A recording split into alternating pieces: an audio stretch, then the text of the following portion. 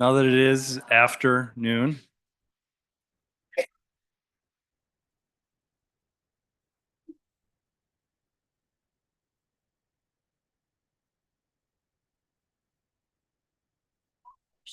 Yeah, I know.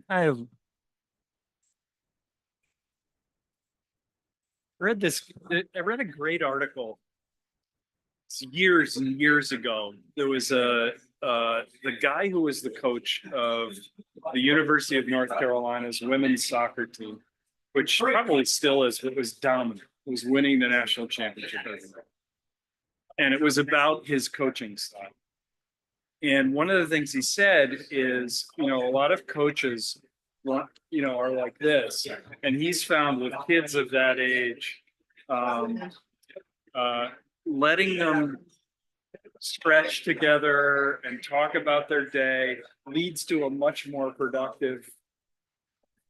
And that when you just said that, that story just popped into my mind. It wasn't something I was doing consciously, but hello, everybody. I think we'd like to get started, please. Good afternoon, everybody. Today's Tuesday, February 25th, 2025. It is 12:02 p.m. Today we are talking about the only issue that would fill the room most days, deer. And uh, first of all,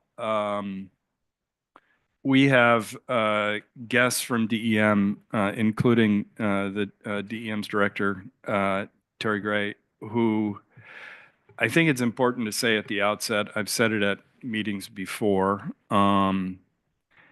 Literally anytime he's been called, and more importantly, consistently, he has reached out to be helpful to Block Island.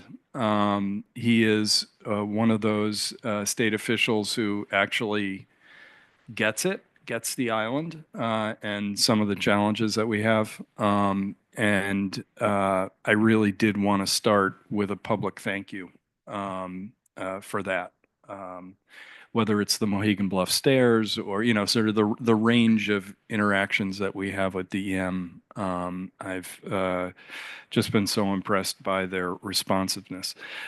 Just sort of give you some sense, today I'm hopeful that this is sort of a kickoff conversation around some planning. My own focus is that I've become increasingly convinced that making significant policy changes without doing a good and accurate count is sort of not where is I'm inclined to want to count and to make our decisions about deer hunting, about the populations management, et cetera, based upon data instead of anecdote. I think deer, perhaps more than anything, it's sort of like I saw 3 deer in my yard, so that must mean there are 50,000 deer. Uh, and, and if I don't see any, I say, boy, those hunters are doing a great job. I don't think there are any deer anymore. So, so anyway, I think Terry's going to say a few words. I think Dylan has a presentation, and then we'll just talk. Okay. Thank you. Thank you for the kind words. It's a pleasure to be out here.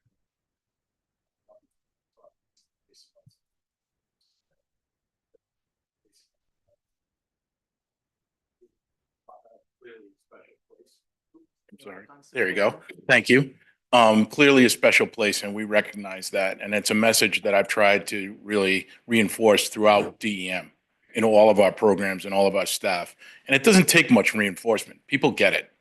And I think, it's not a challenge to get staff like Dylan and Jay and Dean to really kind of engage in some of these issues and come out here. So I'm not going to spend a lot of time talking. I do think that, like you said, it's a start of a conversation. We also have to have a conversation about the bluffs for another day. Yes. That's definitely something that needs a good hard look and a good discussion. But today we're going to talk about deer, and we have the experts coming up in a minute. Will be Dylan Ferreira. He's got a short presentation, and I think will lay out a lot of the thoughts that we have and the experiences that they've seen out here, and then some of the options. And then we can launch right into a dialogue Wonderful. after that. Thank you. So once again, thank you, and I'll turn it over to Dylan. Thank you, Terry. Hey, Dylan, welcome back. Thanks for having me again. Just trying to get set up here. So, oh boy. Here, just pull a chair up here and you can put your laptop on the. Yeah.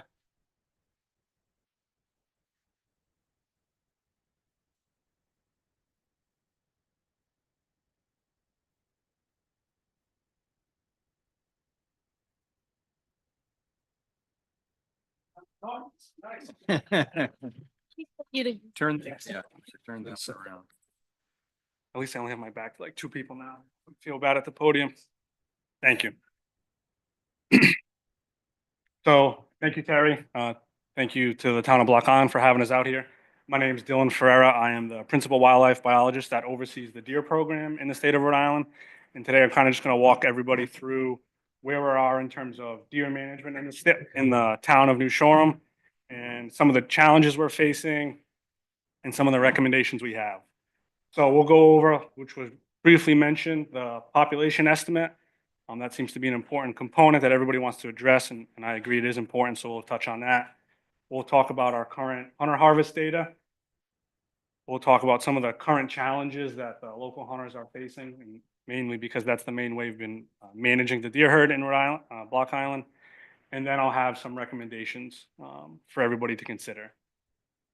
So in terms of the population estimate, going back to 2010, there were some flights being done to estimate the population. You can see right around the time the bounty started in 2014, it peaked just over 750 to 800 deer.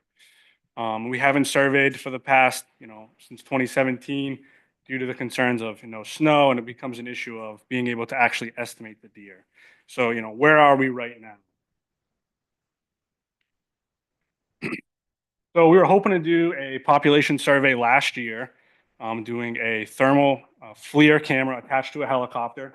But I'm sure some of you might have heard in the news last year, there was the helicopter crash in Warden's Pond. Now, he wasn't surveying for deer over Warden's. He was doing another project, but that obviously put a delay in the whole project. So we got pushed back to this year, and we're going to plan to survey this winter. And he might have already flown Block Island. I have been away last week, so hopefully he's flying soon. But in terms of what the population is, when we don't have a way to estimate it, we can do different things to estimate the population. So right here, we're looking at the population estimate that we've done in the past through aerial surveys in our harvest. So you can see when you compare the black to the red, just visually, we're looking around 50% of the population is our harvest. So if we basically extend that through time, we can model the population through time. Is there a way to move the? So it's minimized in my screen. Top of it. Perfect. Missing the important data, the most recent. So we can see, through time, the population has generally mirrored our harvest. So as harvest goes up, the population goes up. It's not perfect, and that's why we're hoping to do that survey this winter. So when we're looking at the deer harvest through Is there a time, biological reason for that? for what? Sorry. For as the harvest is going up, the population is going up? Just more deer on the landscape, they're more available to be harvested. So the more deer, you generally have the same amount of hunters, so they're able to harvest more deer. Okay. I see. Gotcha. And anybody feel free to interrupt, ask questions. Thanks. For the people I'm not looking at, I can't see you, just give me a yell. So yeah, we're looking at the harvest here from 2003 to now. In that 2014 year when the bounty program started, there was 387 deer harvested. Obviously a big motivator to get people outdoors and harvesting deer. The population likely declined through time when there was a significant harvest, but here we are 10 years later and we're back up to where we started 10 years ago. And I think it's really what's starting the conversation again. Mhm. So this is just some anecdotal data. Looking at our harvest by method, you can see the majority of hunters are using their shotguns out there. No muzzleloader harvest this past year, minimal crossbow, and again, almost no vertical bow. So it's just something to keep in mind when we're talking about how can we increase the harvest. What are some things that we can do to do that? And thinking about methods is a good way. So this is really where it gets important. Deer management 101 is to harvest females. Females are going to be the animals who are making more deer, so you need to harvest females. So in 2014, we had an 80% female harvest. There's a big gap between the male and the females. Females are there in pink, blue is males. So with that big gap means you're harvesting more females and you're going to drive that population down like you can see. But of late, we're harvesting almost 50% male to female ratios. And basically, we're not harvesting enough females, and that's why we're seeing the population likely rebound. So this is another way to look at it. The black is the total harvest, and that pink dotted line is the percent female. So again, we want that pink line as high as we can get it, close to that 80, 90% of the percentage of the harvest. As that declines, there's less females being harvested, more deer are being produced, and then your population spikes. So what does that mean? Like, how can we impact shooting more females or antlerless deer? So if you look at this picture, what do most people see here? And it's probably a doe, a deer that is going to produce more deer the next year. But when it gets closer and closer, the hunter walks up to it, what they come to find out is actually this was a shed buck. So what this means is antler deer bucks at the end of the year, usually January, February, begin to shed their antlers. And so a hunter who's out there trying to reduce the populations thinks he's doing the right thing by shooting an antlerless deer because he thinks it's a female. But in reality, he just shot another male, which doesn't help the population. So we have three types of antlerless male and three that are really being harvested. So we have the shed bucks on the left, the bucks who shed their antlers, the spike bucks in the middle. So a deer with antlers less than 3 inches long is considered an antlerless deer because it might be hard for the hunters to see those. And then we have young of the year males or button bucks. They have little nubs on their antlers. So this is what the breakdown was for 2024. And what's important here, and what I really want to hit home is the shed bucks. So that's 34 in 1 year were shed bucks, and that's about 12% of the harvest. So when we're comparing what Block Island Zone 4 does compared to the rest of the state, it's significantly higher. And this is just sheer numbers alone. So if you look going back 5 years, Zone 4 is always shooting more shed bucks. And that's a problem when you're trying to reduce deer densities. So let's look at it a different way. You can see 1% of the harvest in Zone 1 and Zone 2, and almost Zone 3 is only shed bucks, whereas Zone 4, significantly higher proportion of the harvest is shed bucks. So it's people who think they're harvesting females are harvesting males. And that's a problem. We look at 2023, that's 15%. And that might not seem like a lot, but when you compare it in terms of sheer numbers to the rest of the state, you're looking at Zone 2 shoots 1,500 deer a year, and they only shot 15 shed bucks. Block Island shot basically 400 deer, and a significant proportion of those, 60 of those, were basically shed bucks. And I'll get on why that's important later on, but really I'll hit on it here first before I forget is the season is really late for Block Island. And when that season late in the year comes, those shed bucks are susceptible to harvest and then are mistaken. With that season late in the year, you're really increasing the odds of this shed buck being harvested, which is what we do not want. We do not want to harvest shed buck. I understand that, but I don't get why the later hunting season makes sense. Gotcha.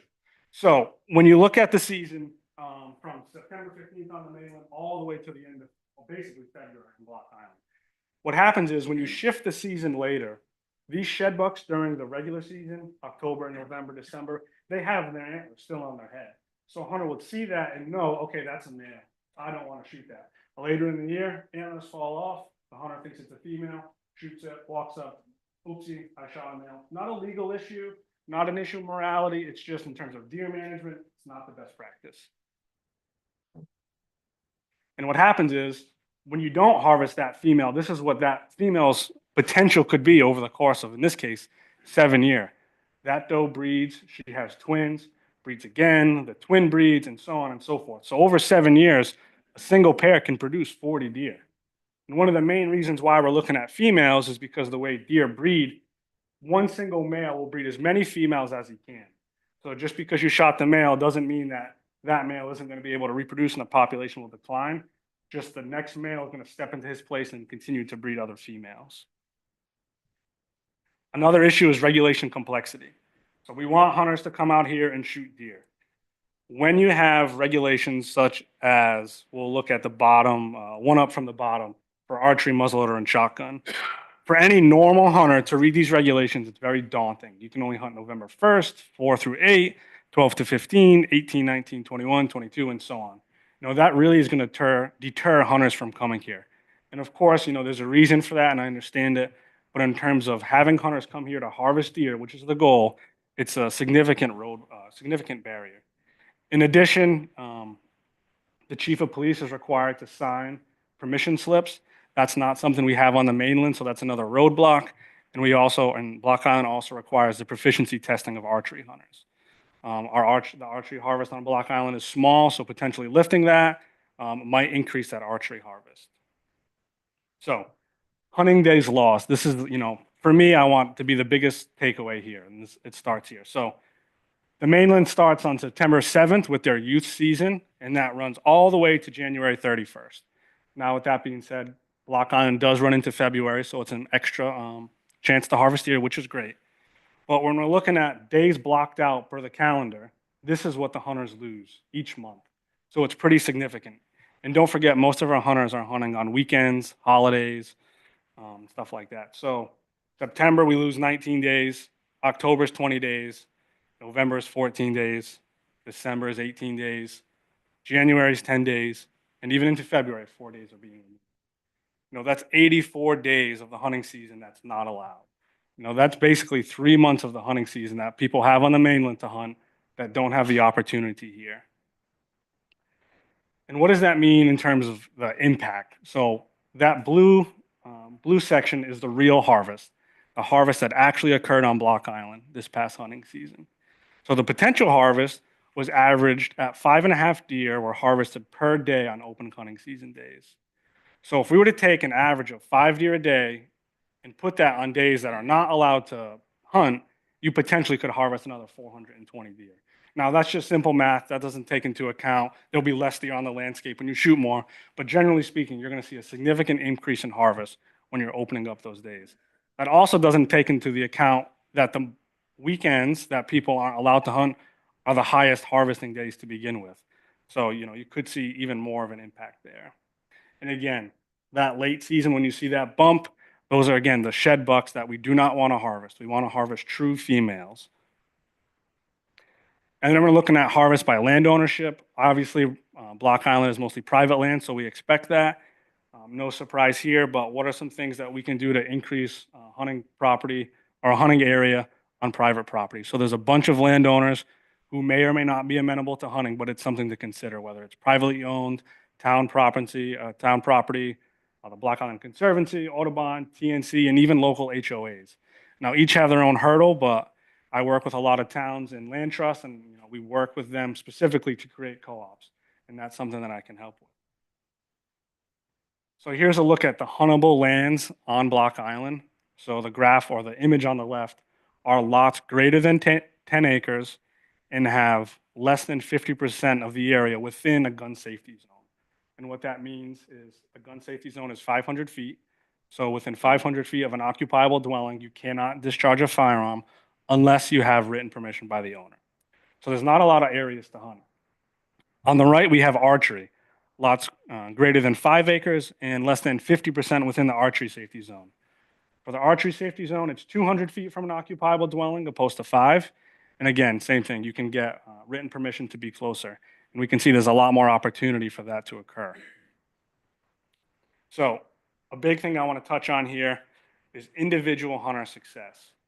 In 2023, 3 hunters harvested 63% of the total harvest. One person harvested 26% of the total harvest. Basically the same for number 2 and a little less for hunter 3. This past year, same story, even a little bit more dependent on those hunters. 67% of the total harvest, and one of those shoots 30% of the total harvest. And the town, everybody who doesn't want a lot of deer on the island should be very thankful that these hunters are here. They provide a huge service. However, it is a risk to only have 3 or 2 hunters harvesting the bulk of your harvest. Because if somebody tears an ACL like I did last year, that person's out of the game and you could have a significant increase the following year. So be very thankful for them that they're harvesting deer, but you want to basically diversify how deer are being taken amongst your hunters. I'm going to be speaking with those hunters individually to try to bolster our sex age kill model to get age and sex data from those deer. Because I mean, that's 63% of the total harvest. A deer biologist would kill to have sex and age data from 60% of their harvest across the country. So it's really critical information that I think we could obtain moving forward. So what are some of the options that Block Island can do? What are some of the things that DEM and DFW can do? And what can we do together? Because this is not a one person's problem. You know, DEM is here to help, and we're here to assist, you know, Block Island make progress on the issues. So there's a ton of different options that we can do, right? And I'll go through them all. So we can expand the season length, the open season on the weekends, the holidays, the consecutive days, open the season earlier to match state regs. So that's going to, you know, necessarily get more hunters here, hopefully have more harvest. You can increase the hunting areas, create co-ops with landowners, with like the Boy Scouts, TNC, other private property owners. We can try to open more public lands. You could try to create a bylaw reducing the firearm discharge, or you could potentially even offer a financial incentive to private landowners to open their property to hunting. You can try to increase the hunters. You could remove the lottery system on Black Rock. You could add hunters to Black Rock. You could offer a bounty to all of the hunters, or at least Rhode Island residents. Remove the chief of police signature regulation. Offer free ferry rides, reduced room rates, and just simplify the regulations at whole. We can try to increase the success rate, so the chance that a hunter goes out and actually harvests a deer. Maybe that's expand the gun season, because most hunters seem to shoot their deer with firearms here. And most importantly, we want to increase antlerless harvest. Again, females drive the population. We need to shoot females. So you want to shift that season earlier. I know there's reasons why it's late, but it's really hampering the ability for the town to manage deer when the harvest is 12% of a shed buck harvest. It's really hamstringing everybody. And you could decrease the male bounty and increase the female bounty. Could increase the deer donations for the Center for Southeast Asians to reduce food insecurity. We could educate hunters on sex-specific harvest importance. We could better estimate the deer population. So the aerial deer survey that we're doing this winter, the sex age kill model, or some summer deer survey participation. All of these things are some options that we have. So in terms of... What is the SAK model? SAK is a sex age kill model. So that is using age and sex, or sex and age of a deer that's harvested, plug that information in a model, and then it spits out basically how many deer you have.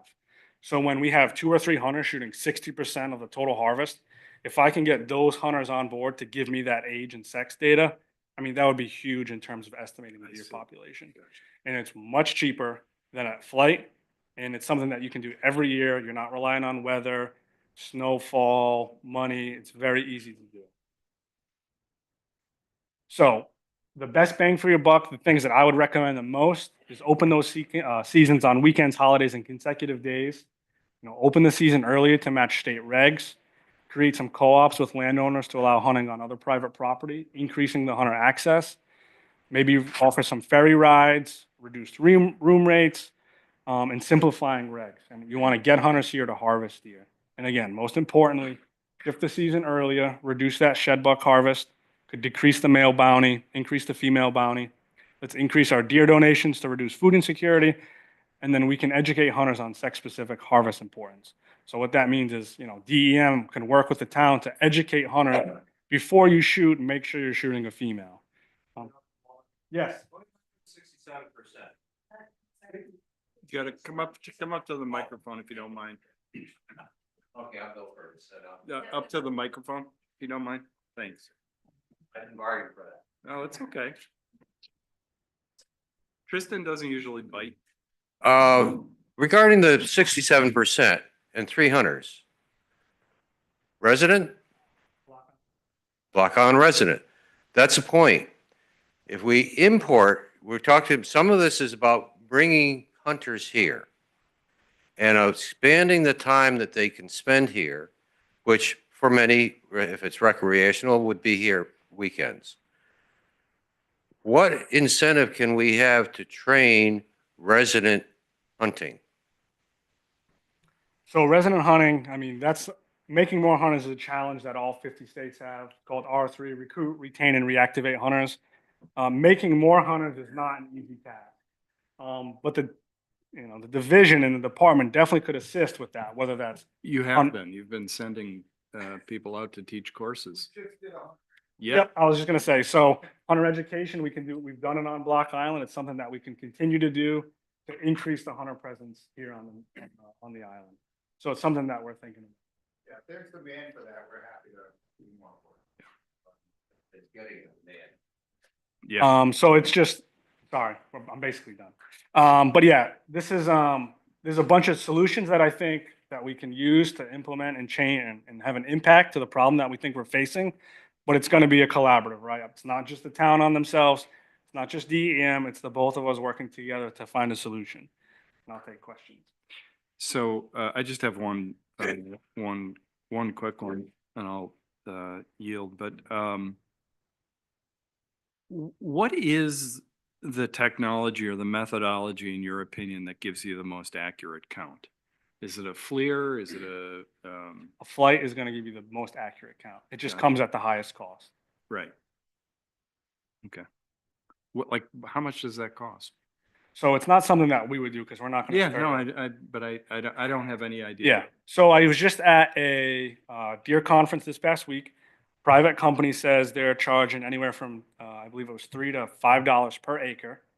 I just did the math for Block Island, and it looked like it was ballpark. And again, don't quote me on this because I'm not the private company. Yeah. I don't do their budgeting, but it looked like it could be anywhere close to $40,000.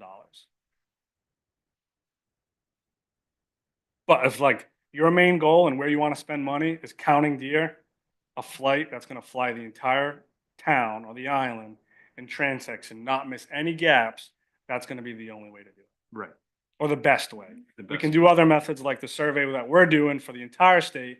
We have to fly transects because we don't have the money to fly the entire state, Right. one by one by one. So we're using, we're flying transects and we're going to extrapolate that data out to the rest of the area where we don't fly. Gotcha.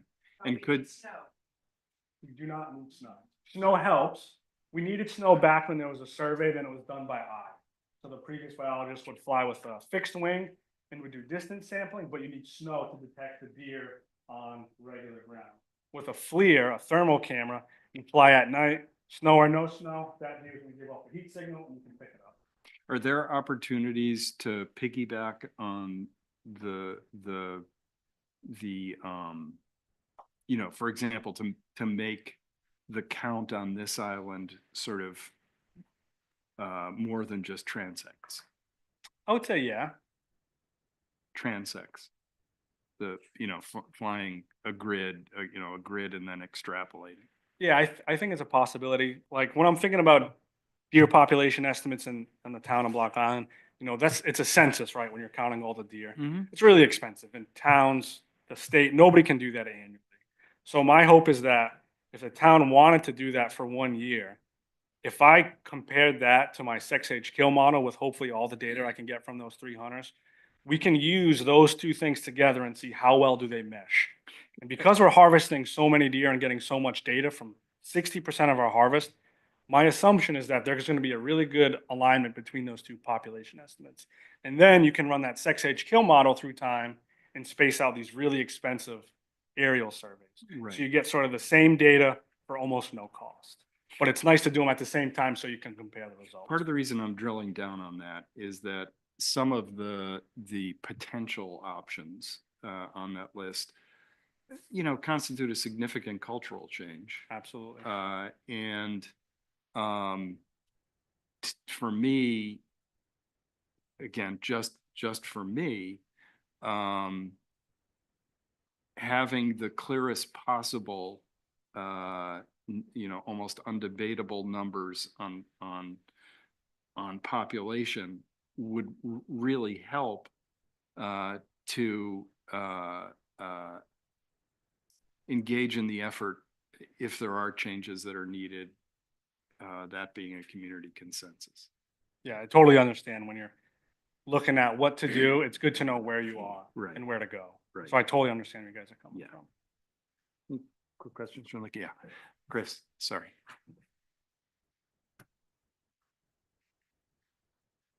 Yeah, Chris Blaine.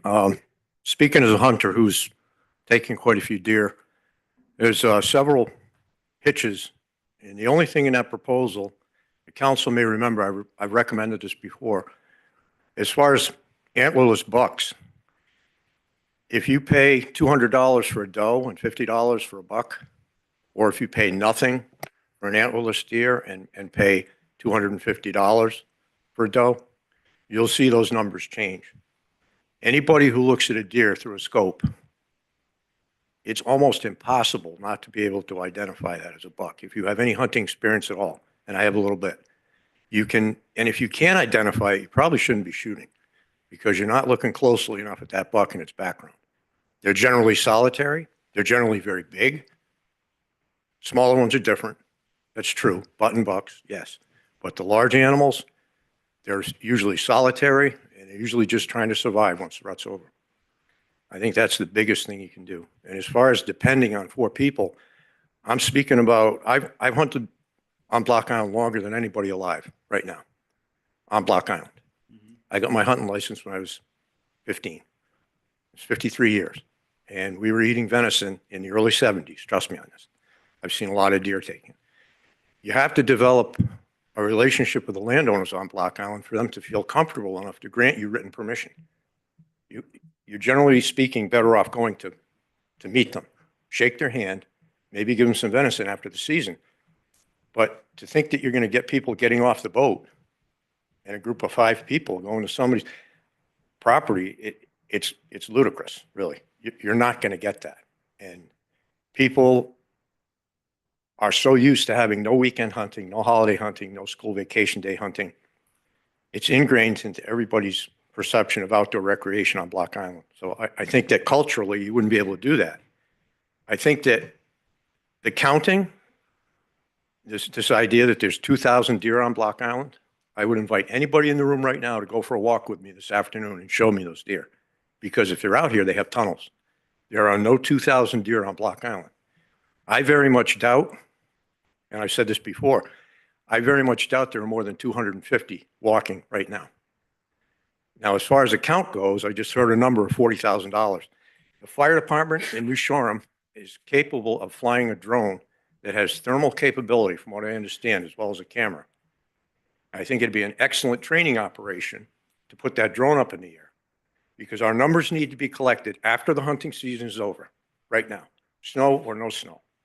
You need to know what number you're working with before you can come up with a solution. That drone may be used at some point to look for a lost child or a lost pet. You never know. I think this would be excellent training, whether you transect the island or whether you just go to places where you think there might be deer. Let's have a look. It's going to be a lot cheaper than $40,000. And I don't see why it can't be done. I mean, you've got people that are capable of using that drone out here. So I think that's number one. And as far as, like I said, I think people are suffering from deer derangement syndrome. To come up with a number like 2,000 deer and put it in the paper, you're just getting people excited for no reason. And there are huge parts of the island right now where you don't see any deer. So I think the herd is at a manageable place now. And I think if you just rearrange the money that's in that bounty system and put that in a budget every year, going forward, you have no problem. You will not need weekend hunting. You won't need these huge changes. The data that Dylan asks for, that's easy to do. I ran a check station out here when Arthur Rose gave it up. It's pretty simple collection procedure. You know, you take the jaw, you save it, you send it to them for analysis. Not that hard to do. It takes about 10 minutes to take all the information. So anyway. Cool. Thank you, Chris. Just make sure the green light is on, Sue. See it? Yes, it is. Sue Gibbons. The biggest thing I want to mention is a thought to increase hunting by our local hunters before we extend weekends and extend the season.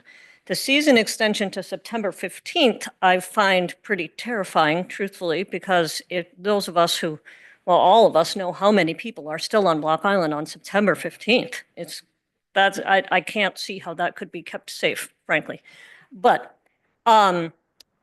anybody who hunts knows that once that deer goes down, there's hours and hours of more work to be done before the deer is donatable or usable for the donation program where they either stay on island for food that people need here or go off island for food. So my big suggestion is that we put an individual in place, a paid individual. It could perhaps come from some of the tail fees if hunters were willing to donate them, or we might need to get it from a different source, who would be willing to gut and dress and hang those deer.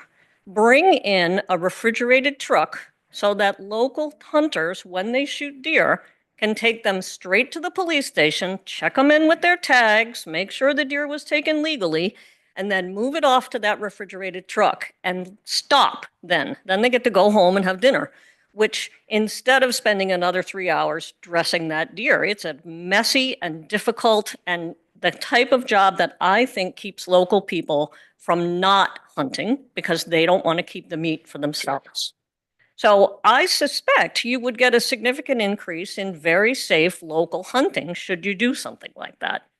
The last thing I want to say is that while I totally agree that does need to be taken, I'm not sure we should discourage hunters from taking any deer out here. If we really want to reduce the population, then you need to see it and shoot it, frankly, and get it out of the way. But so certainly don't avoid shooting the does. And I do think that there are hunters, maybe only on the mainland, but who are after the trophy deer, they're after the large antlered deer, and that's what they want. Out here, I'm not a killer, but frankly, with the level of Lyme disease that we have and the level of problems we have, when I see a doe probably carrying twins who needs to go.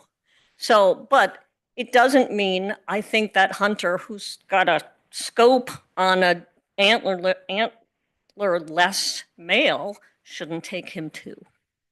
So, thank you. Thank you, Sue.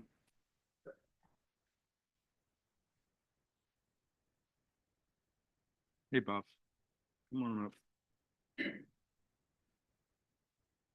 So I came today hoping that one issue came up, and it came up right in the beginning.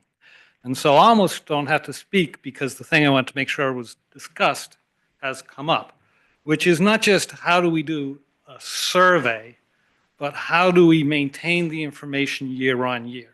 Having a program and not knowing if the program is working is folly. And we can't go from $40,000 survey one year and then do it again 10 years later to find out. And so I'm very excited about ideas like the SAK model and so on. I think we have people on this island who count steals for us. I think we do have a drone. I think we have a variety of resources that if we bring them to bear carefully, we can do a good job of knowing if any program is working. And I would have put that up on biggest bang for the buck, because his biggest bang for the buck sheet is about the science of killing deer. But we have a community here that has to have a consensus and believe in what they're doing. And our biggest bang for the buck is making sure that we have a program year on year to know if our program's working. And I'm going to add one more point of emphasis on that. Yes, the statistics of finding out an accurate population count is an expensive process that takes a great deal of expertise. But let me just do a little metaphor. If you have an infestation of ants in your house, you never know how many ants you have. But you know if the poison is working because by looking here and there, you see fewer or you see more. We don't have to know every year how many deer there are. We just have to do enough checking to have a good sense of whether we have more this year than we had last year. And that's a different amount of study, a different amount of statistics. And we can put a lot of cheap and cheerful effort with human counting, the SAK model, and the drone, and put a program together cheap and cheerful that let us have confidence year on year whether the herd's generally going up or generally going down. and get a good enough answer and not less a pursuit of a perfect number and get in the way of good enough. Right. Yeah. So, I love to volunteer people for stuff, sorry, but Dylan, would you, one sec. Are you open to working with, say, Amy and Tristan, because Tristan's on the fire department, on how we could reinforce what DEM is already doing with the equipment that we have? Does that make sense, Tristan? Yeah. It does, yeah. We do have to talk a little bit with the fire department. There is some cost associated with the battery. They have a Yeah. life expectancy. Mhm.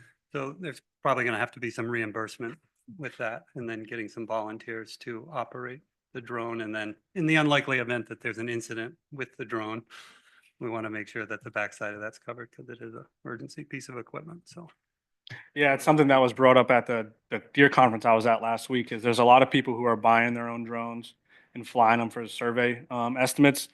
Like you guys are aware, it's expensive and cost prohibitive and takes some time. So yeah, I think it's something we'd be happy to partner with, because personally, I'd like to fly a drone and count deer because it seems like a cool thing to do. Unfortunately, we don't have the time and money to do it everywhere, but in a place like this where the drone's already in place, there's a camera, there's people who could fly it. I think it's a great chance for DEM and Block Island to collaborate to help solve a solution. just one question, Dylan, is there any other towns in the state that are doing the SAK model? So we'll do that for the whole state. Oh, the entire Yeah. state? So hopefully Have better data here. we're gonna do, yeah. we- Specifically for the Yeah, so island? there's some challenges with XH kill models. I'll try to keep it brief. There's got to be a better name for it than that. Yeah. Yeah, but it's like one of the tried and true ones through time. The problem with the mainland harvest is our data comes from check stations. That is the first weekend of November. So our data is skewed heavily towards males because most hunters are shooting males that first weekend of the muzzleloader season. Oh. So there's a little bit of it doesn't work the same like it would work here. It would also need to be tweaked here because we're shooting mostly females or antlerless deer. So it takes some fine tuning, but it works.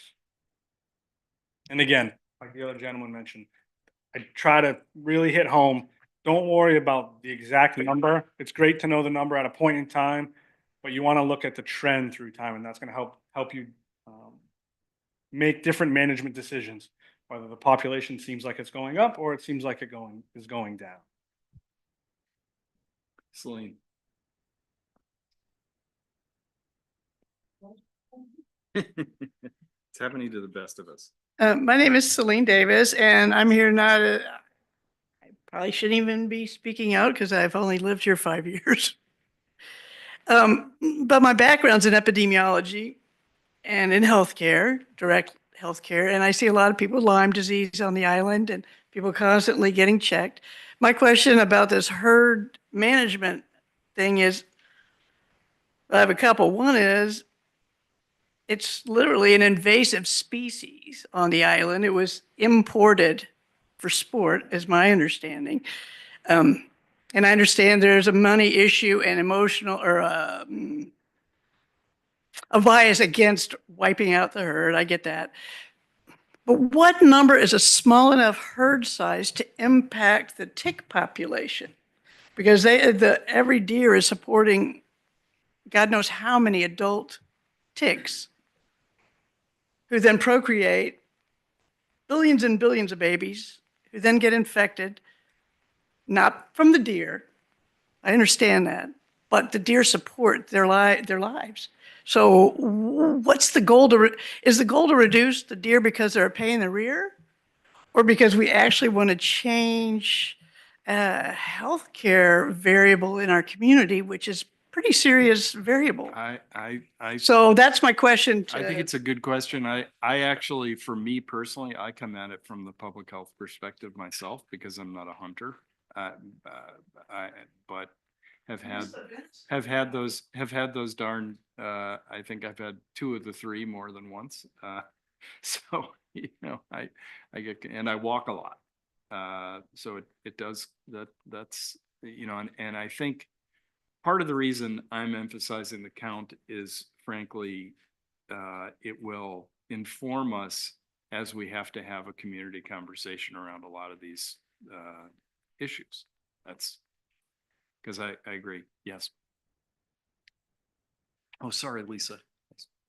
I'll just add to the number question, because you did ask, and I want to answer your question in terms of numbers. So depending on the number of the population estimate, there's been estimates of like 100 deer per square mile.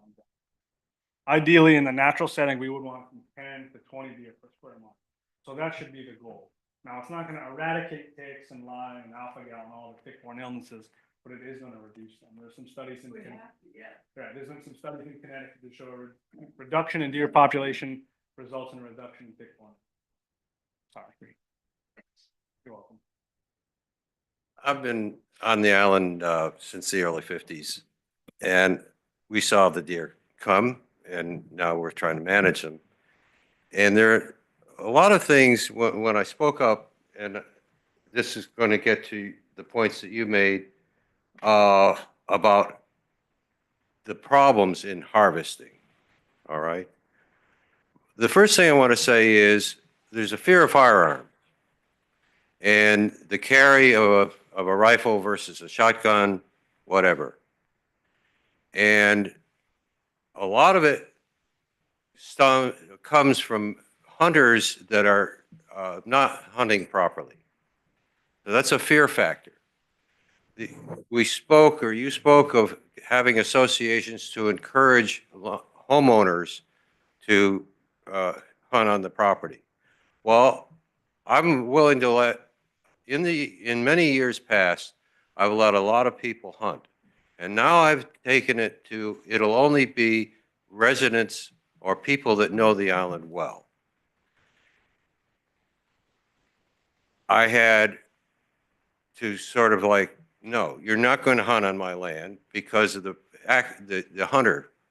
Now we have hunter safety courses, all right, but we also have, in the military training, I had to learn my weapon, and I had to use the weapon well. And so I think hunter safety should also enjoin proficiency, and it may, I don't know. And so that you can get a license or a permit to hunt on Block Island in particular. The other part of it is with global warming, and this seemed like kind of a stretch, it doesn't get as cold as early lately. And as a consequence, you harvest deer and you can't hang it because it's not cold enough. There's still flies in the air. You don't want to have the carcass contaminated. And so the point that you made about having a reefer, all right, in the military, I had a walk-in reefer for my unit. Not supposed to, but we did. And we could keep our beer and our party stuff. Here's a whole lot more serious, okay? If you can't harvest a deer because it's not cold enough, you can't hang it, you know, then you're not going to go out and hunt.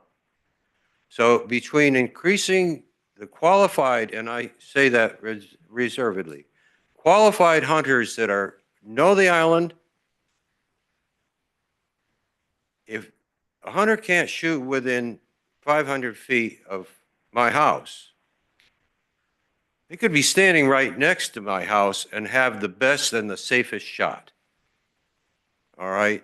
Now, you're not going to be able to have a test of a hunter qualified to hunt on the island, whether they have the decision-making capability of going outside the rules. You have to have rules because you have to have the rules for the worst case. And you try to strike a balance. So there are 3 points I want to make. One, we need to encourage in some way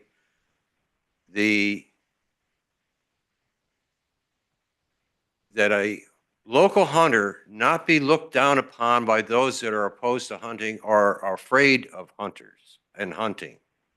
All right? We need to destroy that mystique. You can hunt safely on Block Island. And we have a necessity to reduce the herd. Not only do they run out in the road, they raise havoc on our gardens. I put up a fence around the garden It was 8 feet tall. I thought it would be enough. Not a chance. I found deer in the island. I have pictures of it. Here's a deer eating my tomatoes or whatever they were after. So there are reasons why we want less deer. Because they're not only a nuisance, they're a health hazard, but it has to have the support of all of us that are in agreement of why we're reducing the deer to begin with. And that's an education program. You know, it's not Hannibal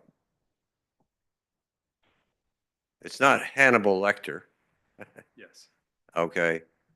So I would like to see us be able to encourage local hunting, maybe with a variation of the rules. I sign 5 slips every year.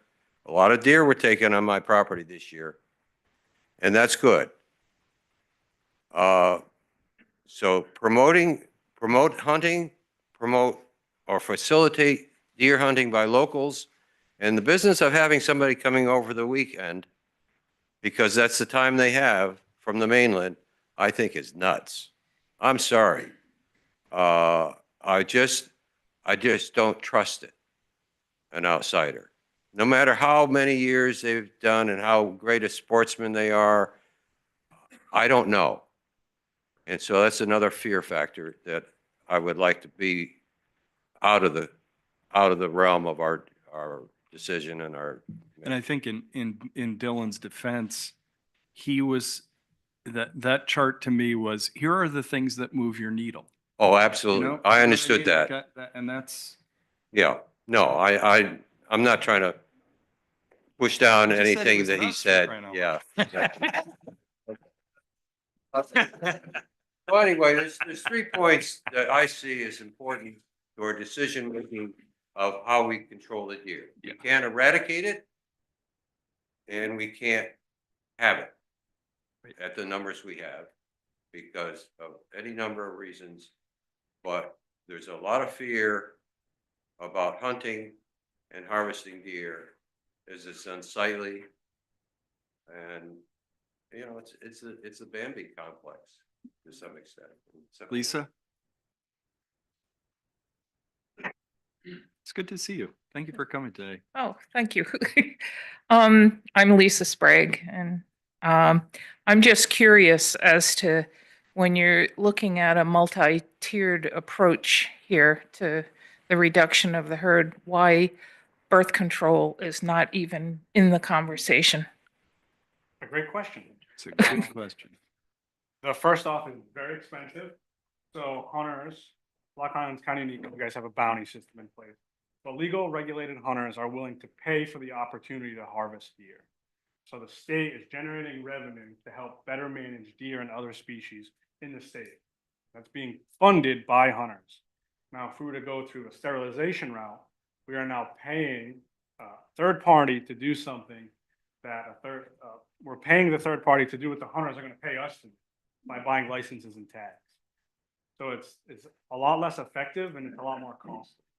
Because basically what you have to do is you have to sterilize every single doe or every single female. And you have to do it really fast to be really effective, because if not, you're going to be doing it, and you're going to be in the business of sterilizing deer every year in perpetuity. Because if you don't get that one doe and she has twins, and you don't catch her the next year, then there's 6, and then there's 12. So the sterilization component, it may be a solution for some areas on a really local scale. But on this scale, I would not recommend sterilization. Same thing, whether it's female or male, the same applies. Chris? Chris Blaine again. I'll be brief. I have one question for Dylan.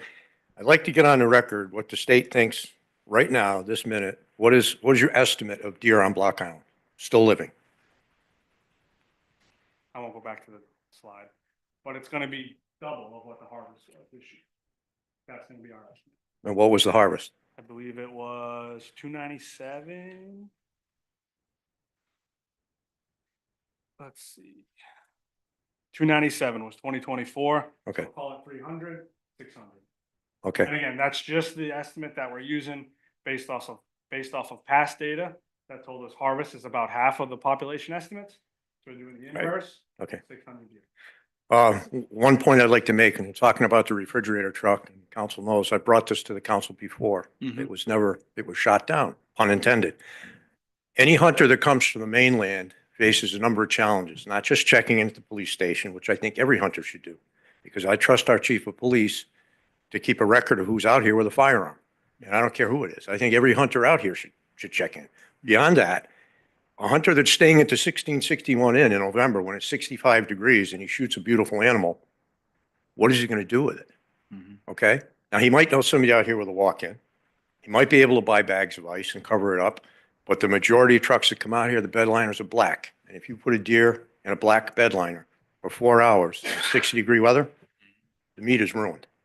So if you don't provide hunters coming from the mainland with a place to put the deer, they come out here, and I've had them ask me, what do you do? What do you do with it? The other thing is running a check station, whether the town cooperates with the state of Rhode Island on a location. I recommended it before, behind the state garage, Mhm. behind the police station. There's got to be a place we could do it. The Mhm. town has locations. I don't care if it's Town Beach parking lot in the off season. Have a check station to get more reliable information and get it back to Dylan so they can make a plan and make changes to that plan. Not just count the number of deer now, but get the information from each deer that's taken. And a check station would eliminate some of that mess. I don't know if anyone saw what happened in Nathan Mart Park. Anybody see that? I Okay. saw the crows. That was not hunters. Yeah. I tell you right now, because nobody does that to deer unless they want to get them off the island quickly and hide them. Mhm. Because they were very small when they left. No heads, no legs, no tails, no guts. Done. And it was a mess. And I don't think anybody on Block Island would leave a mess like that. Everybody knows people walk Nathan Mart Park. Yeah. Okay, thank you. Thank you. That's raises two questions that I've had on my mind. All right. One that I didn't, which Chris just raised, which is the check station idea. Does it make sense to have a check station? Yeah, I think any opportunity that the town has and I have, whether collaboratively or alone, to collect data is going to make my ability to estimate the population And better. is that the primary purpose of a check station? Yeah, it's going to be to collect Is to data. gather data? Yep, to monitor the deer herd through time. Okay. With that being said, because those 3 hunters harvest 67% of the harvest last year, I'd get more info from working with just them. Now, I'm not saying let's not do a check Right, station, right. No, that's. but to get over half of the harvest, age and sex data is Right. huge, and that would be immensely helpful in estimating the population. Gotcha. So working with them to me would be a priority for getting that sex age kill model running. The check station would also be great and could supplement that, but I think the priority should be working with those individuals. The other thing that I hear anecdotally, which is, of course, everything is anecdotal, except for my stuff, which is all true. Is having folks from DEM out here regularly. And I think, it goes to the point you are making around people's sense of comfort with having hunters, is that there is a parallel risk. I don't know whether risk is the right, but a parallel risk that there's someone who's going to be enforcing the rules and someone around in an official capacity to sort of say, hey, no, we don't do that. Is there a way, and maybe it's better asked of Terry or someone else, I won't put you on the spot, but if there's a way to sort of maximize the amount of time we have with game officials out here, I think there'd be a lot of interest in that. Oh, yeah. So I'm going to jump in just before Dean. Chief, I'm going to put. No worries. You're the one I was supposed to put on this. Yeah, that's why we brought. Back to Dylan. I'm gonna jump in just for one thing, because I think it's important, and I don't want to offend anybody, but it's important to think of legal regulated hunting. It's a safe activity. It happens on the mainland without almost no incidents in terms of firearm discharge or archery discharge injuring a bystander or somebody from the non-hunting public. Hunting is safe, it's legal, it's regulated, and whether they're a non-resident to Block Island or a resident just to Rhode Island or a non-resident to the state, I believe that they can come here and hunt safely, legally, and effectively, even though they're not from here. So I just want to say that, and I'll turn it Yeah. over. Excellent, thank you. So I've actually had a conversation with the chief this morning about bringing one of our spare vehicles over, leaving it here on the island. One of our challenges is always getting a boat reservation, getting a vehicle, getting a couple officers who wants to go to the island. But we will work with the chief to leave a vehicle over here.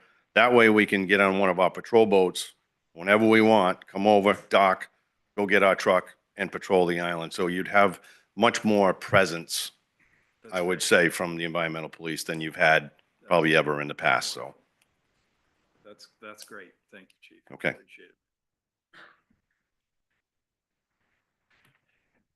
Hi, Peter Gibbons here. Yes. Baiting is not legal, correct? Yes. Why not? In an instance like we have here on Block Island with a health crisis, why isn't something like that allowed? The biggest and main concern with is because of disease transmission.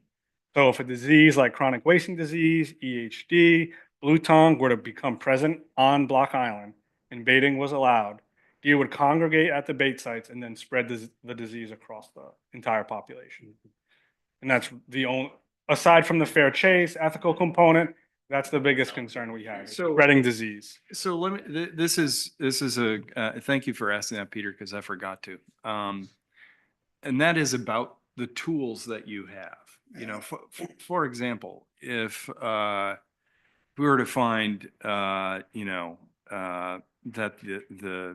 I'm just making this up, but that the actual count versus what we thought, that there are significantly more deer, and that is adding to, what is. I mean, I'm of a mind that if we had the rate of tick-borne illness infection in a mainland town, it would be on the front page of the paper every day. I mean, the numbers are extraordinary here. Do you have tools like baiting, or can you waive regulation to ensure that even more deer are taken? Yes. So it's gray, right? But Yeah. for example, the state hunting seasons, we run September 15th through January 31st. There was some discussion with the town to basically let them decide their dates. So we've basically turned over season regulatory authority to the town. Right. So we are willing to work with the town Oh, of to course. change regulations, to make hunters more efficient, to increase harvest. But from my standpoint right now, baiting is not on the table to allow, just because of the disease risk concern. Even when you have baiting take place, hunter success rates are not going to increase to overcompensate for the risk associated with that. So yeah, there might be a spike in the initial years, but what happens is deer are now hunted over bait. So they've become used to that. And now they know that they're hunted over bait. So then your success rate becomes normalized again. And it's not as effective as it was in the very first year when deer were never hunted over bait before and they had great success. Through time, it's not as an effective tool as some of the other things I'm mentioning. Gotcha. I mean, because one of the challenges we have, of course, not to be trite about it, is I'm concerned about deers getting blue tongue disease, but I'm much more concerned about babesiosis and alpha gall and all that Mhm. kind of stuff. Celine, did you have? I usually talk a lot more, so y'all are getting on easier. Celine, it's a lucky day. It's your job to give her a shove. Yeah, it won't take long. So a while back, someone asked me to work on the deer task force before it was, I guess, 2.5 years ago. And I thought, well, I guess I ought to learn a little bit about it. And there were, ways to draw the deer to saw blocks. And then as they come for the saw blocks, they get wiped down with I forget the word for anti-tick medicine because I'm getting old now, but I just read it today. It's gone. Insecticide. Yeah, something like that, but there's a very special one for ticks. Does DEM do anything like that because I know you're all about hunting, but is there maybe another part of DEM that's about insects? Yeah, so in terms of that specific example of using bait to attract a deer, they put their head into this bait bucket, and then there's this insecticide that goes on their neck. Right, and then they become treated. The problem is, it's the same as with hunting. It now is a congregation area for deer to come, and then you have disease transmission that way. So it's the same concern whether they're using bait for hunting or for tick treatment. You know, you have that high risk of disease transmission, which is our, you know, our concern. Great. Sue. Sorry, just two quick ones. One is about the complications of baiting. And my question is, and it connects to my second question, and that is the fact that we have 10 square miles of land total here on Block Island. So I think expecting that our deer actually live separately from each other reminds me of when we were masking students at school during COVID or trying to get them to stay 6 feet apart when, which I supported, obviously, but when they are a puppy pile the rest of the time, as soon as school is over. So aren't our deer near each other already? And that other question I would raise is about safety for off-island hunters, many of whom are probably wonderfully safe hunters. But when you're hunting within the mainland hunting has to be quite different in terms of how much total space there is and how close you are to somebody's house and whether you have the local knowledge to know whether there's any chance there's somebody home at that house. So I just think as DEM thinks about it and as we all think about it, we have to consider how small we are. And that, I think, does change the way you have to manage. So in terms of, I'll answer your second question first, just because it's now fresh in my memory. So we have hunting taking place in urban areas. Bristol, the town of Bristol is a great example. If any of you aren't familiar with Bristol, they have one of the highest deer vehicle collisions in the state. They have a really high residential area as well. But what they decided is to open up some of their town land to archery only hunting. And this is a step in the right direction for them to reduce their deer vehicle collisions, tick-borne illnesses, and other issues associated with high deer impact or high deer population impacts. Prior to their hunting within the town, they were harvesting 10 to 12 deer per year. The first year they opened hunting, they had 62. So basically, 10 times 6, or 10 divided by 60, that percent of an increase with no issues in terms of hunting and the non-hunting public having interactions between each other. So yes, Block Island is urban. There's a lot of deer, there's a lot of people, but I still believe that it can coexist just like it does on some of our WMAs or other co-ops like TNC, Westerly Land Trust, Hopkins Land Trust, Bristol Town Hall, the town of Bristol. So I do think it can occur safely here as it does on the mainland. And in terms of, deer being on the landscape at a high population level, what's the difference between that and baiting? The baiting is just a specific point source. So we're all in this room together. We're pretty dense. The problem is when the microphone is where everybody goes and the saliva spits, and then a deer would be eating from that point where the corn is, and then they're touching the same area. So it's this. So it depends on the disease. So yeah, that gets into a whole ethics question if we want deer to die from disease. I'm a deer manager. I know your audience. I manage for healthy deer, low levels, but I don't want to introduce a disease to reduce the deer population. It's not what we're getting into. It's okay, but it's a point in time, in space, where this is now a heavy load of saliva, urine, feces, that if any deer comes here through time, they may not have had this. Chris, yeah, of course. Come up. I can't see who that is behind you, but. Just two quick things. One thing I forgot to say was when they talked about the birth control for the deer, and I think Dylan can back this up. If you feed these deer birth control, you're not going to be able to eat the venison. Oh, interesting. So if a doe is eaten and if it gets double dosed, I don't think you're going to want to eat what they use for birth control for deer. The second thing is earlier this month during the Black Rock Lottery hunt, I was really happy to see for the first time in my life, I was out at the Graham Jones property and there was a state game warden from Rhode Island DEM and a federal warden in the same truck together. And I walked over and I met both of them and I've never seen that before, but I think it's a great thing to see out here because that made a big impression. And I think To see both state and federal wardens that working together, I've never seen that. That's great. And I think that was sparked from our initial meeting. And then thank you. DEM worked with Chief Hoxie to move that needle. because that was a request of, Great. how else Yep, can we help? So Absolutely. Martha? I couldn't see you behind the screen. Yeah, I didn't realize how. Okay, I've been coming to these meetings since 1978. Was at the fire barn.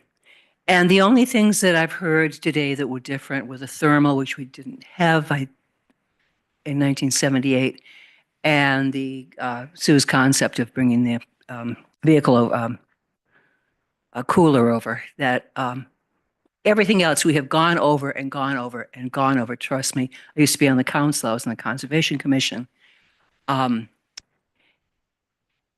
just want them all to disappear. And I think a lot of people feel that way. If for nothing else, we're just sick to death of every year having these meetings. And I know that's not going to solve anything. And I know the last thing you want is another crazy lady from Block Island telling you something like that, but it's true. A couple of points, though, that I think are really important. And one was about a distrust of local hunters. I can't speak for anybody but myself, but I'd rather have a local hunter who knows where the boundaries are, who knows where the properties are, who knows where the houses are, than people coming in from the mainland who have no clue. And that's been one of the things that people have been adverse to over the years, over the many, many, many years. And the other, and this again is local, and this is about enforcement. And I know people want the optics of the state here and the optics of the the feds here, and they don't know any more than the hunters from New Jersey or wherever. I have more faith in my local police force, honestly. They know where things are. They know who people are. And yeah, fine, have people come in and make people feel good by having a vehicle parked somewhere. What's the end goal, really? And I think Bob made a very good point about the ants. I don't think the numbers are even relevant. If you have deer, you don't. We know we've got them. And do we want to have them or not? And no one's willing to make that call. I don't want them. I don't know if I should respond to that. But, I hate to say it, but deer are likely here to stay, right? So luckily, they're a sustainable resource. People eat venison. They can be donated. People who need food and food insecurity can be solved through venison. No, throughout. Right. But throughout the state and throughout the country, food insecurity is a big deal. And to have, I'll call it an opportunity, to help with the food insecurity, I think, is a good problem to have. Now, that being said, there's a lot of challenges, but I think the town should start to consider some new ideas that maybe have just traditionally pushed to the side for years and years. Because for whatever we've been doing for the past, since 1970, if it's not working, we need to do something different. So I hate to mention similar ideas that have been brought up 30 years ago, but if they haven't been tried, we're not making progress. That was the primary reason I think we wanted to have this conversation, is if we have stuff that we've either been reluctant to do or dismissed or has been tried, I think we ought to throw it all back on the table and see what works. But to me, I'm sorry to be a broken record on this, but I happen to believe that starting with a count that there's a consensus around is a critical part of that. Joe? Thank you, Keith. Joe Lawyer, private citizen living on Payne Road, but also I am representing Byra today. Couple things. First of all, I'm actually really encouraged by the presentation that you presented. So a lot of ideas there, a lot of approaches that we could be taking. What I'm struck by is the fact that we haven't we've been at this for many years, and as you know, there's a certain theme that, well, we've been working at this and nothing new for 12 or 15 years. I agree with Keith. I mean, we need to, or with you, Dylan, as well. We need to kind of reset the discussion. We need to have a restart. And I think in order to really engage the community in that discussion, I think we really do need to have a count. We need to know what our numbers are, because ultimately, yeah, we need a numbers-based strategy that will get us somewhere. And since we don't know how many deer we have, we don't really know how many we should be getting rid of. I want to address one thing, because I know Chris Blaine was critical of, and we were the one who published the number as high as 2,000, and that was our reference. And the only reason that number is there is because we heard that number reported from some people on the island. The number of 1,200 was another number that we looked at. That number came from talking to hunters. I heard a number today that we only have 200 deer. So there's a pretty wide spread here. Dylan, you're hovering around 800, I guess, maybe 700 or 800. I have questions about that number as well, because, and you said, use the double number. So if we took 400 last year, that means last year we had 800. Now, if 200 doe each had 2, fawns, then we're back up to whatever that number was, and we've gone nowhere. So this is the math problem that we have to deal with, and I think it does start with having a baseline that we can all buy into. I mean, we can't have a baseline that someone shoots holes in and says that's not true. I mean, there's some folks that are completely skeptical about your estimate back in 2015, and they say it was wrong, it was inflated. There are others that will say, oh, well, the number that were reported from deer kill each year, that's underestimated because people don't report the deer they take.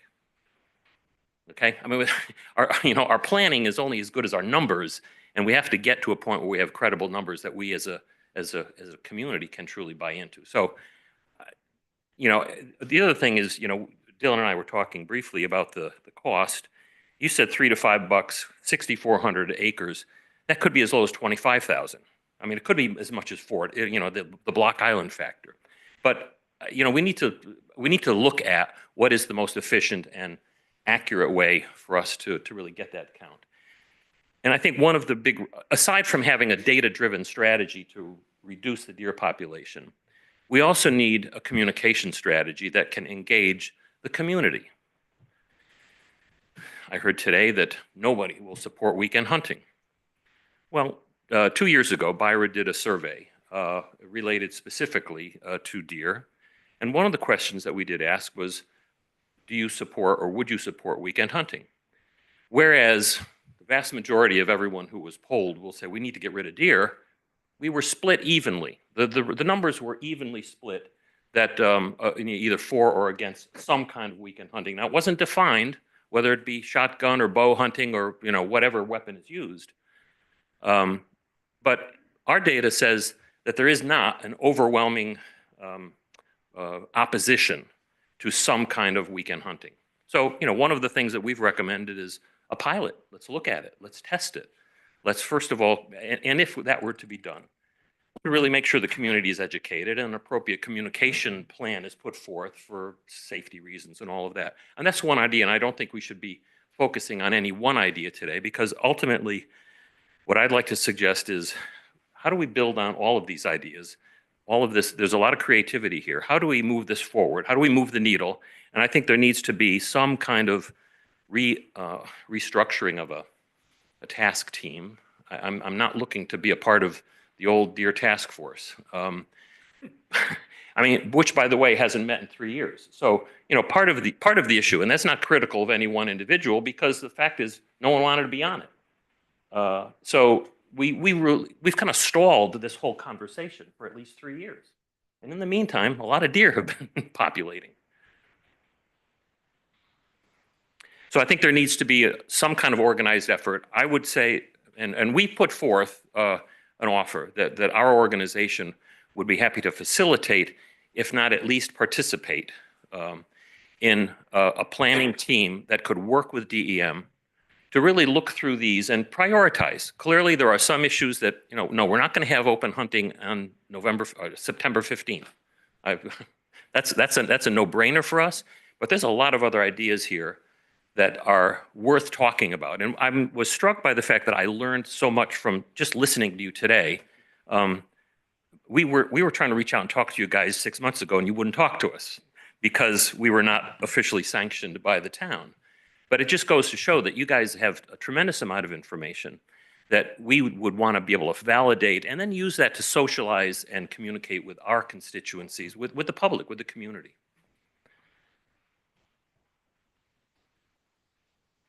I think that's it for now. Terrific. Thank Thank you, you. Joe. Quickly.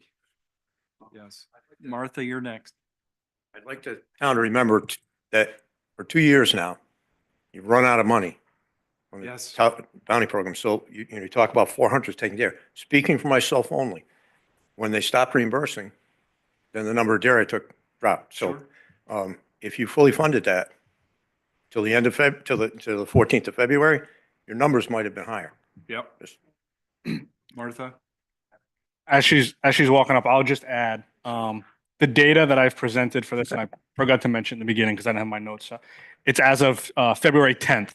So there's 4 days of hunting that wasn't included for harvest data in the but it should be negligible. It shouldn't impact any implications or decisions or any grand numbers. But I just wanted to make it known that there are 4 days. So when I run the data in its completion, there'll be a little addition.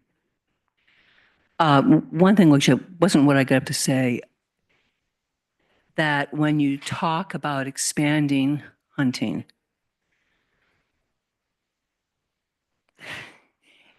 and you take a poll, you darn well better be more heavily weighed to the people who are living here and are going to be living with it than a whole lot of people who don't live on Block Island. And that has been a problem from the beginning. And the beginning was 58 years ago yesterday. That's when the deer first came to Block Island. I was on this bird, Carol. Thank you, Martha. And just so I don't know, we're gonna move on here in a second, but I'm not inclined to make a lot of changes or any changes until we, Tristan and Amy and Dylan and Terry sort of work through the count. We gather some data. We do this in a sound and methodical way. I'm so sorry. You got to come up. I'm a little puzzled. We've been talking about the population. Come on up to the microphone if you don't mind. So we'll get it. My puzzlement is this. We talk about what the population is, how do we control it, the various methods, what we can do to enhance the reduction, but I've yet to understand what number are we shooting for? How many deer are, if kept in balance at that number, would be a right number? And those of us that admire seeing the deer out in our back lot, we're pleased to see the deer today. And yet, when they come up in our garden, oh, I'm not so happy today because they just destroyed my garden. Or one ran out in the road and I barely missed it. So I would like to understand, or I think one of our objectives should be, what is a safe and reasonable number and where should they be? They shouldn't be in the middle of town, but they are. We can't really control where they go. All right. And that's one of the problems for hunting. If I allow hunting on my property, can the deer be driven onto my property from another? Well, I know what happened. Okay, the person didn't allow hunting, but they weren't hunting on the property that the owner didn't want to have hunting, but they needed to get to where they could be harvested, could be shot safely, and on people's land that allow hunting. So I would like to see us work towards the town and the NCON to, let's sort of scientifically figure out what's a good number. And the south end of the island, there's a lot of space. They can support a lot of deer. I'm very puzzled about whether or not there's deer on the north end. I know we allow some hunting out there, but when I walk around out there, it's like desolate. What the heck would a deer want to be out here for? Yeah. But where it's heavily growth on I call it my end of the island, the southeast corner, there's plenty of space for them to hide and I graze think and all of whatever. those questions are, So they're in the works. yeah, are, next step. So based upon the- in summary, I think we need to sort of come to agreements based on what our objective is. Yeah. Not just in how we control the deer, but Yeah. what is our objective in deciding together how many deer are enough and how many deer are too many. Thank Terrific. you. I'm Thank sorry you. it takes so long. Joe? It better be good. It better be good. It's very specific.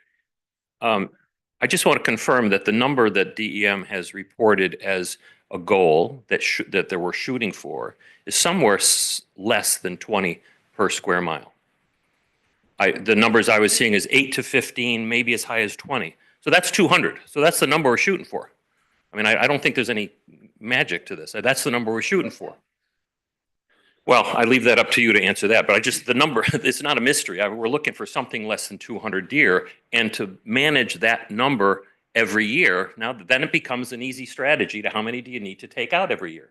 Yeah, so I'm looking at deer health and forest health, and that dictates that 10 to 20 per square mile. And that's really, I hate to make it real cut and dry, but it's that simple. Deer health, forest health, other species who use the forest, 10 to 20 deer per square mile is where you want to be. Now it gets complicated with cultural and economic. So Block Island is different than, let's say, Foster. Right. Foster may want 50 deer per square mile, culturally, not the forest, but here you guys might want 2 deer per square mile. So biologically, 10 to 20. Great. Terrific. Any other questions? John? My name is John Gassner, and I think that Sue Gibbons and Peter had a very good suggestion about having a refrigerated truck on Block Island and someone to cut up the deer and distribute it to the community or to needy people on the mainland. I'd just like to reinforce that, Terrific. and I think it's a great idea. Thank you, John. Thank you guys so much. Thank you. Really, really appreciate it. Dylan, that was a great presentation, very thought provoking. I think sets us up, if nothing else, with the bullets on all the decisions we need to make over time. So thank you. And Terry, as always, everybody on your team has been terrific and responsive to us. So thank you. And if you need a place to park the truck, we'll get one for you. I'm sure you do. Moving on, item 2, discuss and act on the hunting calendar. Millie, I usually look to you on this. Yes. I've given Do you you. not want to do that? I think you have to do that today. Oh, we have to. Yeah, Dylan really needs this by the end of the month, right? The hunting motion those dates must happen. Yes. Yeah, Right then. it's typically at the interim meeting in February. We pushed it up to this meeting so that you could have the discussions with DEM first. Okay, gotcha. Terrific. And I have provided you with a calendar and a draft motion if you choose to make no changes to what you've done in the past. Motion to approve the draft motion. The dates provided? Is there a second? I'll second. All those in I'll favor second. indicate by saying aye. Aye. Opposed? No. Ayes have it. We also have to adopt, this local regulation. Is that right? These 2 at the bottom. Millie, which. Yeah, that ones was I should have- part of ones I the, should have talked to you about before now. that would be the permissions, and that was part of that draft motion as I Oh, okay, understood it. great. Terrific. Yeah. I just think for some in the audience that the draft presented does not have any weekend hunting. Right, And it right. does not have. Yeah, the draft represents exactly what was done in the past years. No weekend hunting and does still require the landowner permissions, et cetera. And then do we have to do the 26, 27 today? Okay. I think we should postpone that. Discuss an act, item 3, discuss an act on firearm deer hunting on the Block Island Wildlife Refuge. Who talked to us about this? Kim did. Others did. You. Come on up.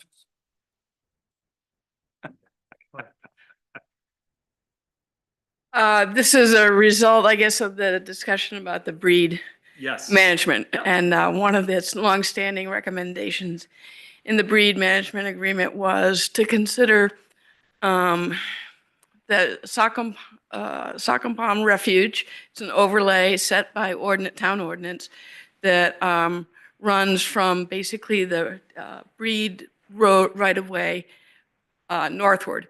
And many years ago, we, as a town council, allowed hunting. That overlay does not allow hunting on the Sockham Pond Wildlife Refuge. Several years ago, we did vote to allow hunting under a lot of public pressure to open up as much space on Block Island for hunting as possible. At that time, I believe the motion, and probably still includes the requirement to have a yearly assessment of how many deer are taken during the hunting season on that portion of the overlay, which for all intents and purposes, I believe we're talking about the U.S. Fish and Wildlife land that is underneath the Sockham Pond Refuge.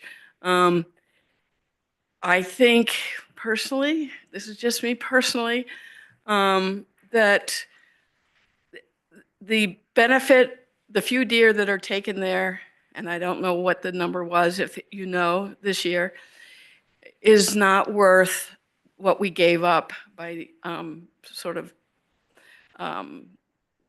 interrupting our wildlife refuge. That the Sockham Pond overlay was for the protection of wildlife, especially birds.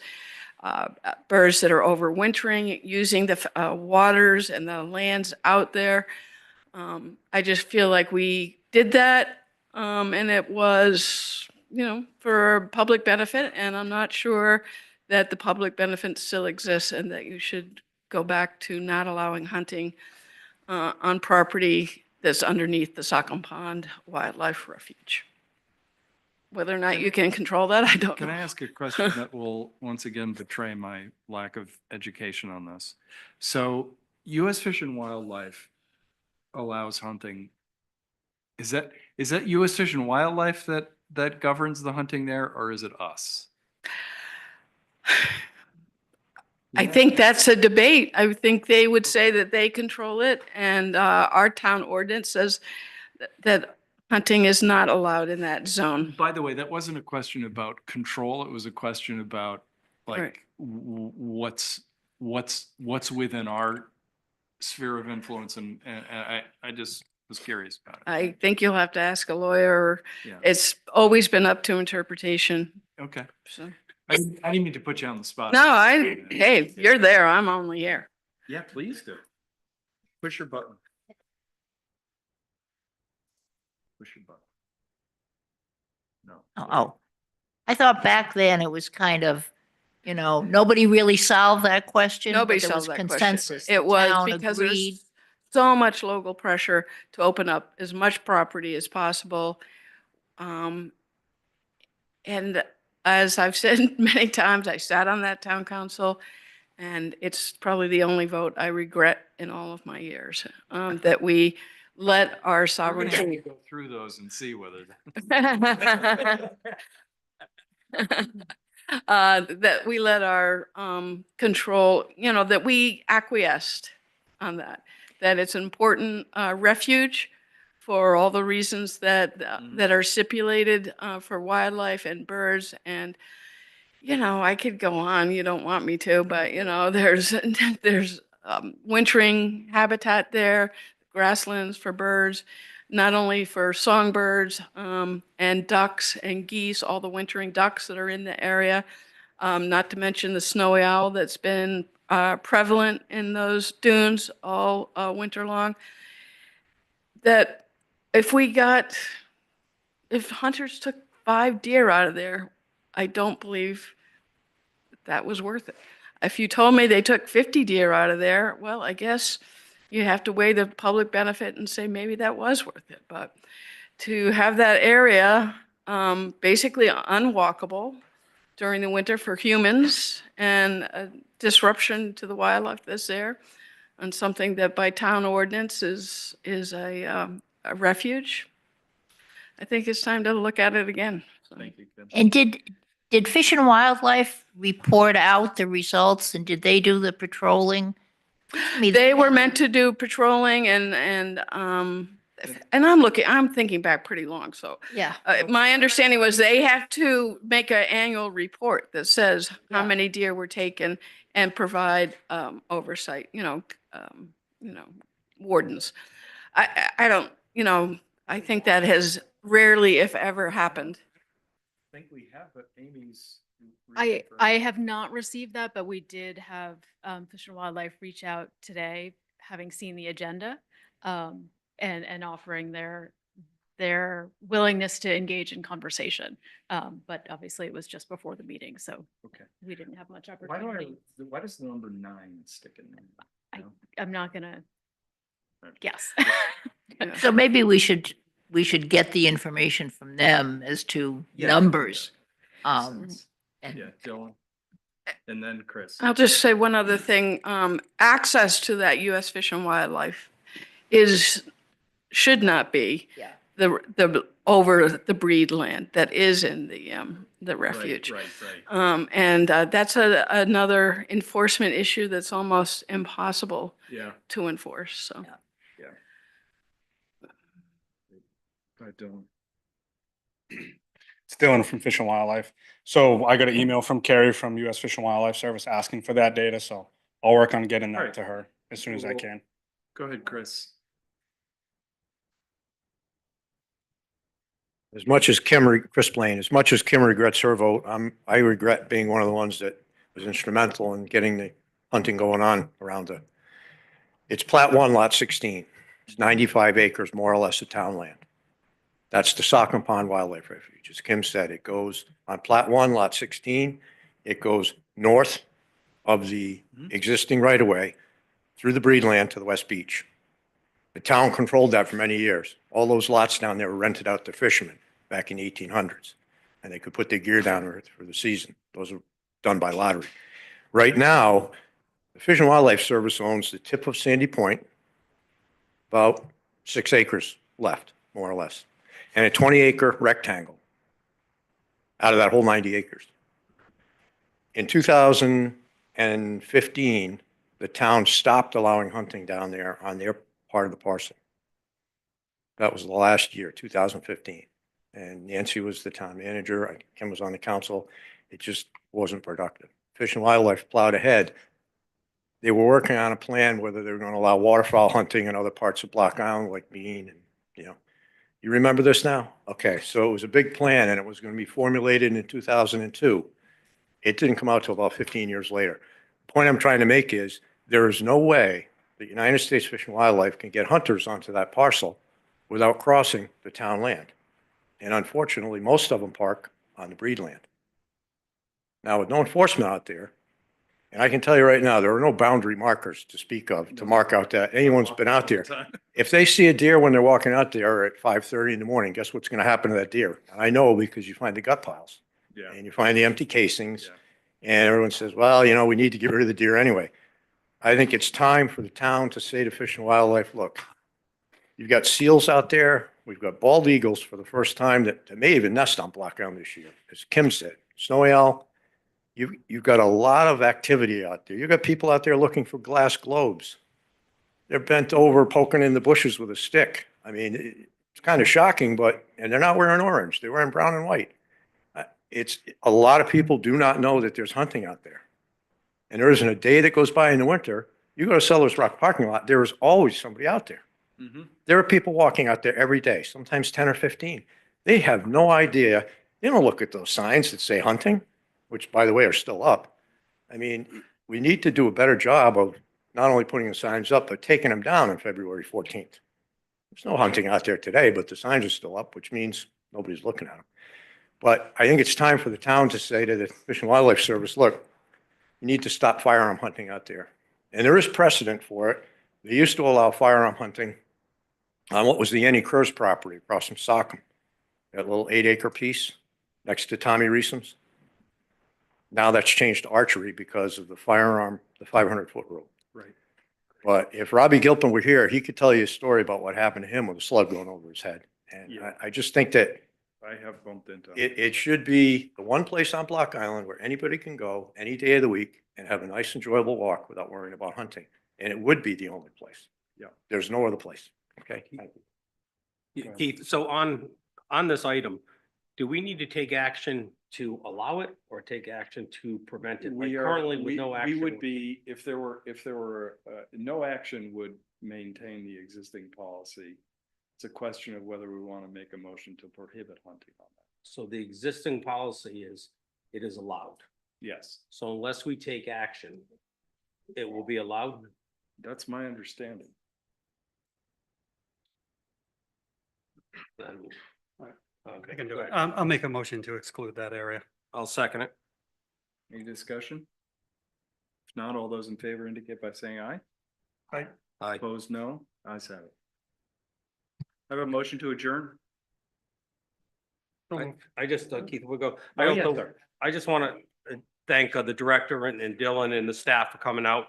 For a lot of us in this room, we've had, back to the Mike Waplitsky days, as Nancy would tell you, it's been, you know, I think it's wonderful to be able to sit down and talk about it. Yeah. There was a lot of great information that was presented. and we appreciate it from that end of it. Thank you.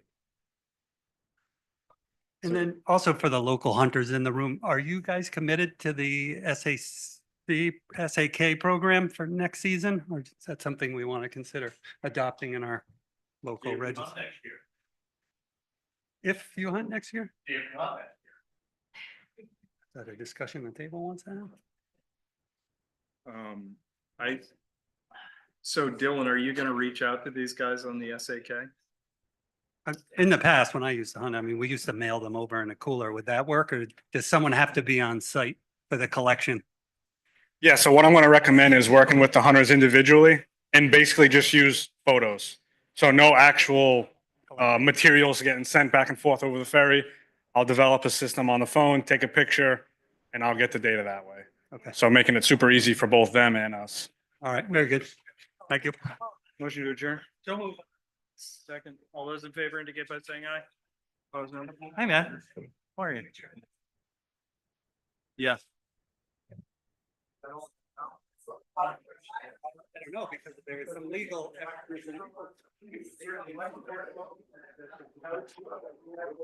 I thought we touched on the legal.